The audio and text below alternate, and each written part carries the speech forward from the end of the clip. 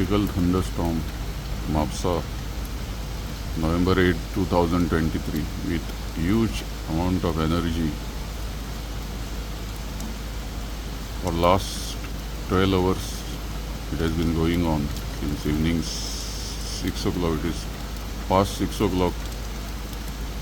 It started somewhere after 6 to 7 p.m. yesterday, 7th of November 2023. It's still going on and it intensified after midnight. Continuously now it has been raining. The rain intensity picked up in past few hours. Before that we couldn't hear rain. After 3 o'clock it picked up and now this is